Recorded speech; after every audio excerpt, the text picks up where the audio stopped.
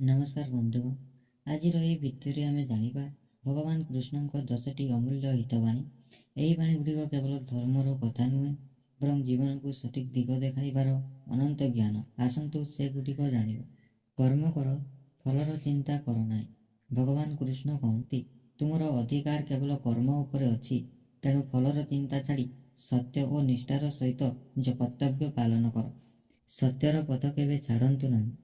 ଅସତ୍ୟ କିଛି ସମୟ ପାଇଁ ସଫଳତା ଦେଇପାରେ, କିନ୍ତୁ ଶେଷରେ ବିଜୟ ସବୁବେଳେ ସତ୍ୟର ହିଁ ହୁଏ। ତେଣୁ ଯେକୌଣସି ପରିସ୍ଥିତିରେ ସତ୍ୟର ସାଥୀ ହୁଅନ୍ତୁ। ନିଜ ମନକୁ ଜିତନ୍ତୁ। ମନ ହିଁ ମଣିଷର ସବୁଠାରୁ ବଡ଼ ବନ୍ଧୁ ଓ ସବୁଠାରୁ ବଡ଼ ଶତ୍ରୁ।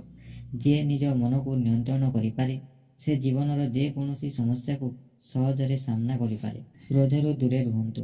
କ୍ରୋଧ ବୁଦ୍ଧିକୁ ନଷ୍ଟ କରେ ଏବଂ ସଠିକ୍ ନିଷ୍ପତ୍ତି ନେବାର ଶକ୍ତି କମାଇ ଦିଏ।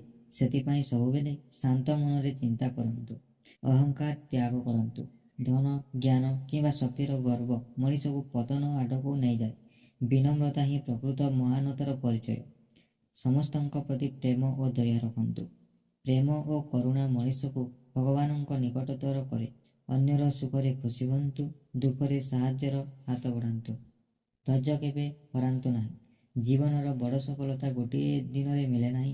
ଧୈର୍ଯ୍ୟ, ପରିଶ୍ରମ ଓ ବିଶ୍ୱାସ ରଖନ୍ତୁ। ସଫଳତା ନିଶ୍ଚୟ ଆପଣଙ୍କ ପାଖକୁ ଆସିବ। ଭୟକୁ ଜିତନ୍ତୁ। ଯଦି ଆପଣଙ୍କ ଉଦ୍ଦେଶ୍ୟ ସତ୍ୟ, ତେବେ ଭୟ କରିବାର କୌଣସି କାରଣ ନାହିଁ। ସାହସର ସହିତ ନିଜ କର୍ତ୍ତବ୍ୟ ପାଳନ କରନ୍ତୁ। ପ୍ରତ୍ୟେକ କର୍ମକୁ ପୂଜା ବୋଲି ଭାବନ୍ତୁ। ଆପଣ ଯେ କାମ କରୁଛନ୍ତି, ତାହାକୁ ସମ୍ପୂର୍ଣ୍ଣ ନିଷ୍ଠା ଓ ସତ୍ୟ ସହିତ କରନ୍ତୁ। ଏପରି କର୍ମ ହିଁ ଭଗବାନଙ୍କ ପ୍ରକୃତ ସେବା।